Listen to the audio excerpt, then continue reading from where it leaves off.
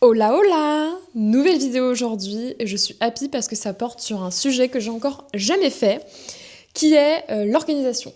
Il faut savoir que je suis une personne de base, parce que je vais faire un petit disclaimer avant, très organisée. C'est un trait de caractère que j'ai depuis petite. Je suis très studieuse, très scolaire, très structurée. J'ai toujours aimé organiser avec des couleurs, des plannings, des to-do list.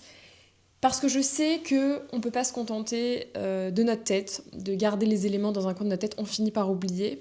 Parce qu'on a tous un quotidien en rush, on fait plein de choses dans une journée et on ne peut pas toujours tout retenir. Et une fois que tu sais ça, tu sais que tu dois trouver tous les moyens possibles pour pallier à ces oublis. Ça peut être des rappels dans ton téléphone, ça peut être quand tu es entrepreneur, te créer un planning précis, ce qui fait que tu ne vas pas procrastiner des tâches spécifiques comme la compta, comme la prospection ou autre. Et donc aujourd'hui, j'avais envie de te montrer un petit peu cette casquette-là que j'ai et que j'ai un petit peu perdue ces derniers temps, d'où le fait que je fais cette vidéo.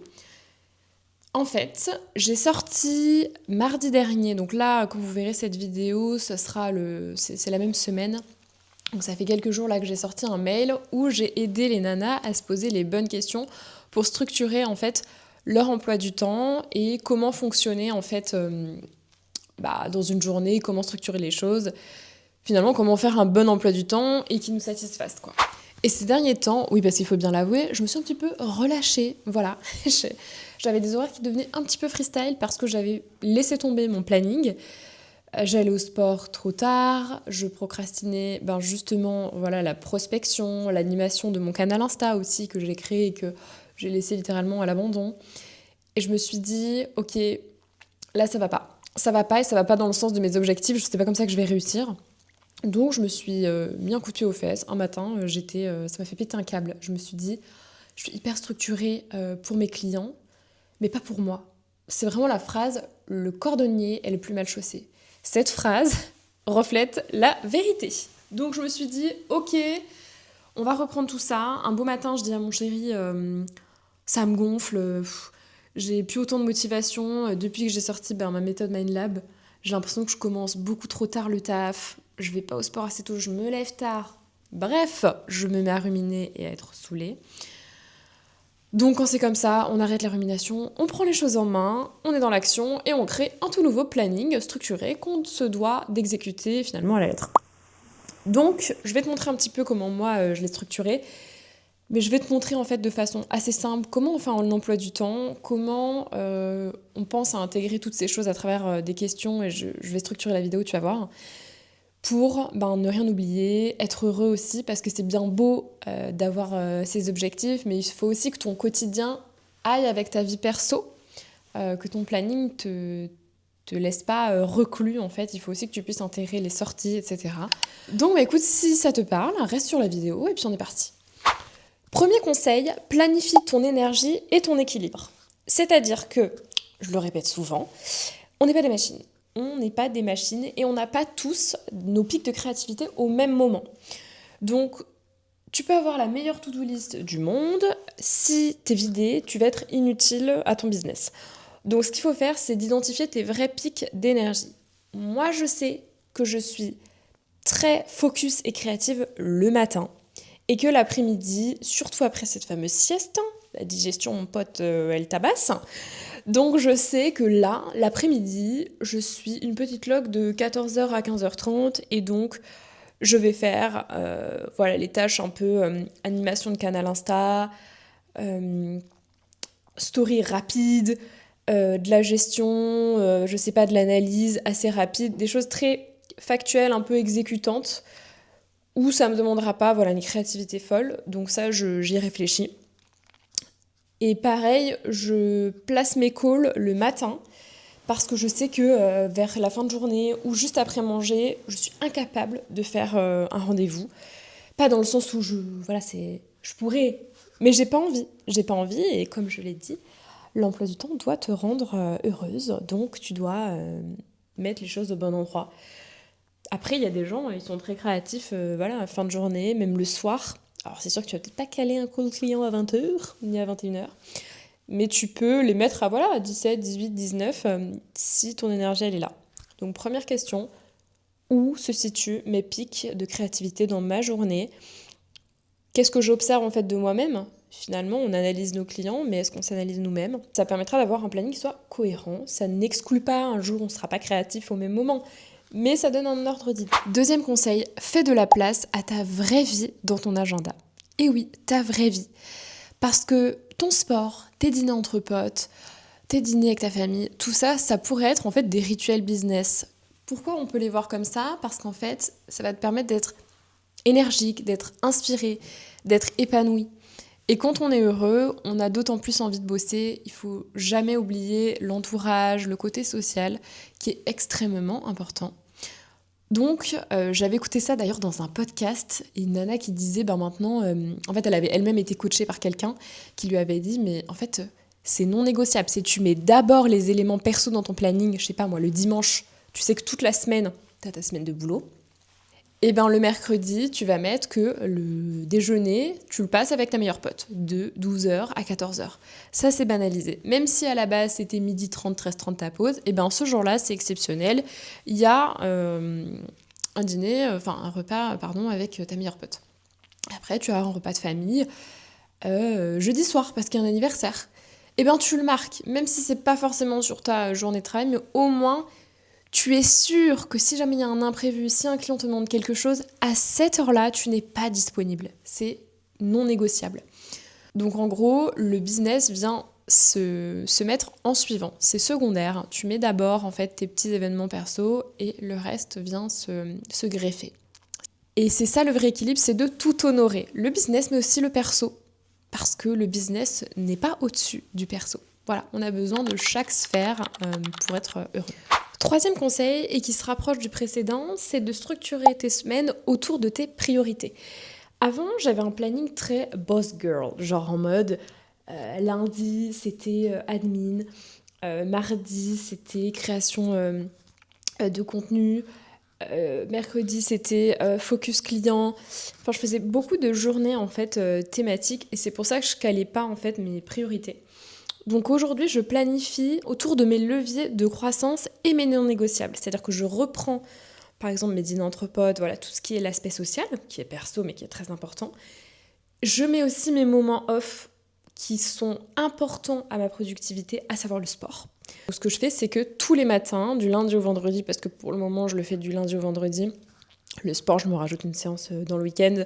Bref, on s'en fout, mais ça fait partie de mes non négociables et de mes priorités. Parce que mon business, c'est cool, mais je sais que si je vais pas au sport, déjà, je suis un peu plus ronchon. Et je suis pas la même. Je suis pas la même parce que je ne suis pas moi-même. Voilà, tout simplement. Donc, pareil, il y a d'autres choses où, si en ce moment, je me perds dans mon business et que j'ai besoin d'une session brainstorming, je vais venir mettre dans ma semaine qu'il y a un bloc de 2 heures qui est réservé à la session brainstorming. Donc, un planning peut être muable. Voilà, il n'est pas gravé dans le marbre. Mais c'est juste que parfois, on a des focus un petit peu différents selon les périodes. On l'adapte et on rajoute le reste autour. En fait, c'est un peu comme voir le truc, mon business tourne autour de ma vie et pas l'inverse. Quatrième conseil, c'est de ritualiser les transitions. C'est quelque chose que j'ai appris récemment, où je me suis dit, purée, j'ai du mal à jumper d'une tâche à une autre. Parfois, selon la caractéristique de la tâche, c'est dur de jumper d'un truc à un autre. Par exemple, vous venez de faire un call où vous avez adoré, ça s'est super bien passé avec votre client, mais c'est très énergivore, vous y avez mis toute votre âme. Et d'un coup, il faut passer sur un Excel et faire de l'analyse de stats, sur un autre projet. C'est dur, c'est franchement dur. Donc, ce qu'il faut faire dans ces moments-là, je pense, c'est s'autoriser des micro-pauses, de 5 minutes, selon comment tu fonctionnes. Ça peut être mettre une musique douce, apaisante, si ça t'a mis en rush ou si c'était trop stimulant, peut-être pour t'apaiser. Je sais que pareil, après mes journées de travail, comme on est souvent entrepreneur, on peut être à la maison, du moins c'est mon cas, je sais que quand je vais finir vers 6h30, c'est dur pour moi de direct me poser en fait sur mon canapé. J'ai l'impression que je suis déjà chez moi, je sens pas de transition et j'essaie de pas utiliser mon téléphone pour couper parce que si je reste sur mon téléphone, même si j'ai l'impression de faire un truc improductif, juste je regarde des réels, je me détends, c'est quand même mon outil de travail. Et comme de base, je crée aussi du contenu, j'ai l'impression que je lâche jamais. Donc j'ai besoin de poser mon téléphone. Moi par exemple c'est la lecture, je vais lire pendant, je sais pas, une demi-heure après le taf, ou je vais aller me prendre une bonne douche. Voilà, une musique, une bonne douche. Tu reviens beaucoup plus apaisé pour commencer ta soirée. Mais voilà, je pense qu'il faut faire tout ce genre de choses. Ou si vous avez des calls prospects, des choses qui vous stressent par exemple, et que vous étiez sur une tâche avant créative, prenez 5 minutes pour respirer, faire quelque chose qui vous plaît. Voilà, ritualiser les transitions, une espèce de routine où on se réénergise en fait, on se détend. Je pense que c'est important, et surtout la fin de journée. La fin de journée, c'est assez, je pense, symbolique de marquer le coup, d'éteindre son ordi, de le débrancher, de le ranger, d'allumer une bougie, de se mettre devant la télé, de lire, j'en sais rien. D'aller au sport, pour ceux qui aiment aller au sport le matin. Moi, je vais en parler, je vais vous montrer mon emploi du temps, je suis beaucoup plus le matin. Aussi parce que le soir, c'est blindé de monde et que j'ai la chance d'être entrepreneuse, donc je peux y aller le matin. 5e conseil, crée des journées thématiques. Et je vais enfin te montrer mon planning. Chaque jour, en fait, doit avoir un objectif principal. Par exemple, lundi, création de contenu, projet client, formation, apprentissage, enfin voilà. Jeudi, data, vendredi, clôture, bilan administratif, par exemple. Le but, c'est de gagner en clarté mentale et de ne pas faire 15 choses à la fois, de switcher entre 1000 et une tâches parce qu'on peut se perdre plus facilement et être moins efficient dans ce qu'on fait. Donc, je te mets mon fameux planning. Je me réveille à 7h du matin. Là, on plonge dans l'intime, je te dis tout. Je me réveille à 7h du matin. Je suis pas du tout pour les miracle morning et me lever à 5h et avoir la tête dans le 1. Ça m'intéresse pas. Ça m'intéresse pas du tout. Je l'ai déjà fait, le 5-6 heures. Alors plutôt 6 heures. J'avais fait 5 heures, mais disons que 6 heures était plus viable. Mais je sais que j'ai besoin de 7 voire 8 heures de sommeil. Et j'ai pas envie de me coucher avant 22h30. J'ai l'impression que sinon j'ai pas du tout de soirée. Je peux même pas mettre un film. Je déteste. J'ai besoin d'avoir la sensation d'avoir quand même une soirée et de pas me lever aux aurores. Donc ça ne me convient pas. Et moi, mon horaire, c'est 7 heures. Donc 7h à 8h, réveil and chill. Pourquoi j'ai marqué ça? Parce que, en fait, moi, la phase de réveil, elle est très sacrale. Beaucoup de gens se lèvent et 20 minutes après, ils vont au sport, ils font leur vie. Ça me semble, mais un rush, quoi. J'ai pas l'impression qu'on se réveille dans la douceur, on est direct dans l'action, on n'est pas dans un éveil lent et agréable.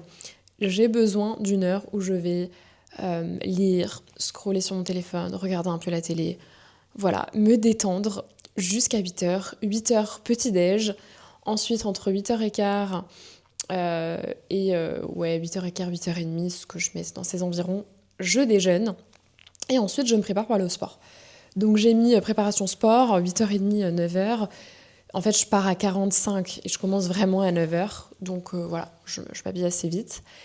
Et je fais sport de 9h à 10h. J'ai la chance d'avoir une salle de sport à 5 minutes en vélo de chez moi, donc je suis trop contente. Je fais ma séance, je rentre, je mets douche et collation parce que forcément en revenant à 10h, je mange que un midi et demi et je crève la dalle, je suis sur le point de mourir. Donc du coup, je me fais ma douche, ma collation et à 10h30, je commence ma journée. Alors ça peut paraître tard, mais en vérité, je fais 6h30 de taf par jour. Tu vas voir, tout se remplit. De 10h30 à midi et demi, je bosse. J'ai intégré les petites choses qu'on repousse toujours dans mon emploi du temps, qui sont pas longues au final. Donc c'est pendant 30 minutes, j'ai une routine d'engagement. Donc je vais aller liker, commenter, répondre à des stories de nanas qui sont dans ma cible, dans mon audience, et avec qui j'ai envie de créer du lien. Parce qu'il faut donner pour recevoir. J'en ai parlé dans mon mail.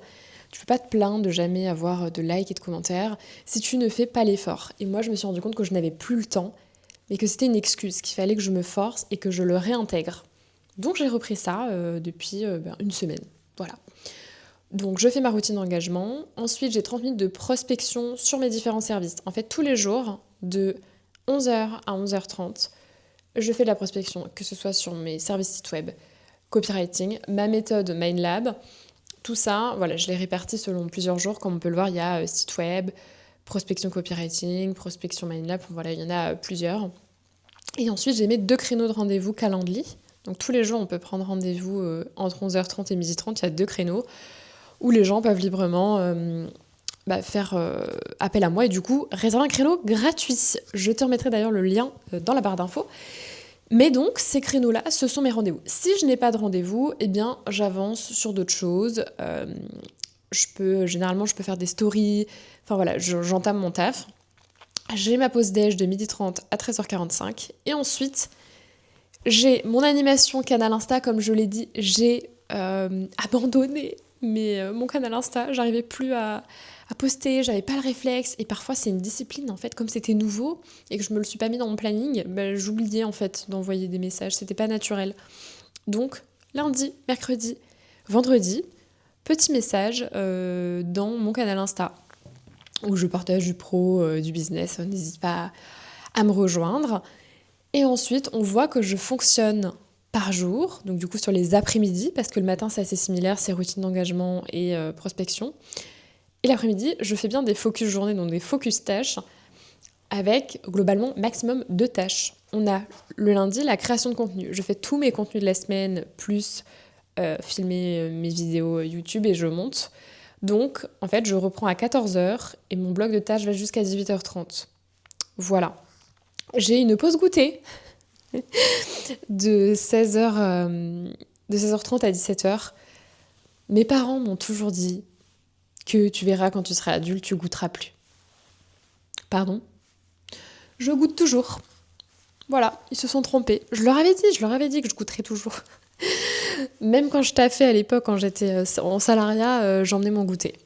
Une éternelle enfant, c'est pas grave, bref, aparté. Mais donc, mon goûter est important et en plus, ça me crée en fait, finalement, ma pause de l'après-midi. Voilà, donc je fais un bloc de 2h30, de 14h à 16h30, je goûte et je reprends à 17h jusqu'à 17h30. Donc voilà, je fais 6h, 6h30 de taf par jour. Et je fais bien mes focus, ce que je disais. Création de contenu, c'est le lundi.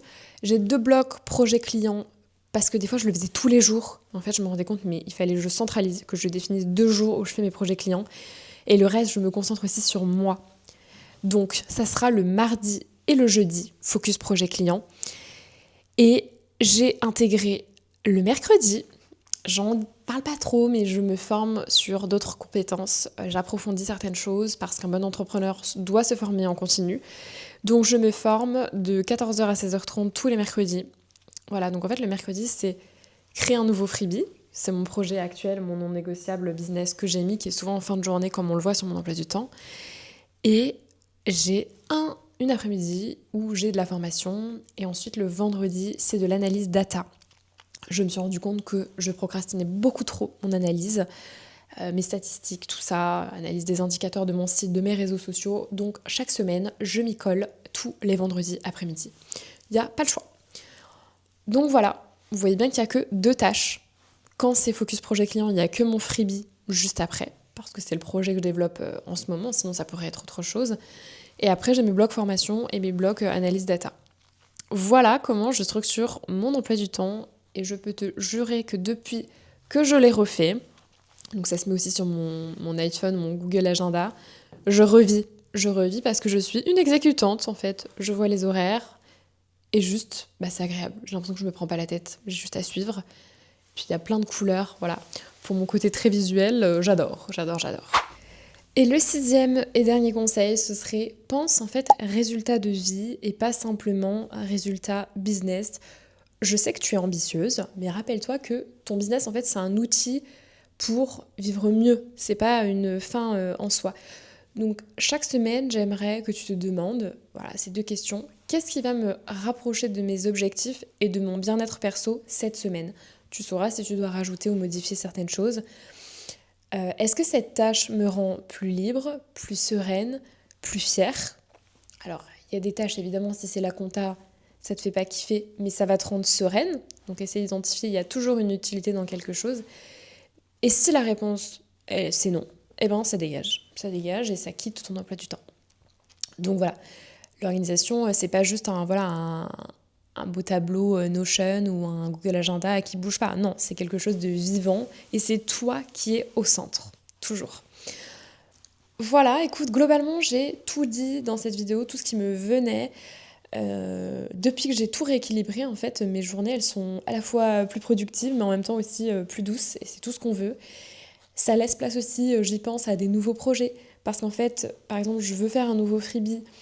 Et du coup, ça devient une tâche, enfin un projet à part entière, un créneau carrément, chaque jour limite, dans mon emploi du temps. Et du coup, ça prend forme. Plutôt que de dire oui, ce serait bien que je fasse un freebie, ça serait bien que blablabla. Vu que tu l'intègres pas dans ton emploi du temps, c'est une tâche que tu mets un certain jour et que tu repousses. Là, t'as pas le choix, c'est marqué. Et quand t'as le souci de bien faire et tu vas pas tolérer de rater tes journées, ton emploi du temps et de le foirer tous les jours. Psychologiquement, c'est dur et tu te déçois. Donc c'est un hack finalement mental qui fonctionne assez bien. Donc voilà, j'ai un nouveau freebie qui arrive bientôt, de la formation parce qu'en 2026, je vais faire évoluer un petit peu mon business, mes compétences. Donc reste par ici. Voilà, je t'en dis pas plus. Mais j'espère que cette vidéo elle t'aura plu et que tu sauras maintenant là où tu peux l'améliorer, ton planning, ou peut-être qu'il est déjà trop bien et que en fait t'avais juste envie de savoir un petit peu comment je fonctionne et auquel cas avec plaisir. Mais pense bien voilà, à te mettre des pauses, à ritualiser tes transitions. En fait, voilà, on n'a pas envie d'avoir une vie de chien, tout bêtement, donc autant améliorer les choses. T'as tout dit. Si t'as kiffé, mets-moi un petit j'aime, un commentaire. Je suis toujours quand même dans les débuts de ma chaîne. Ça me ferait hyper plaisir. Et d'ici là, je te dis à la prochaine pour une nouvelle vidéo.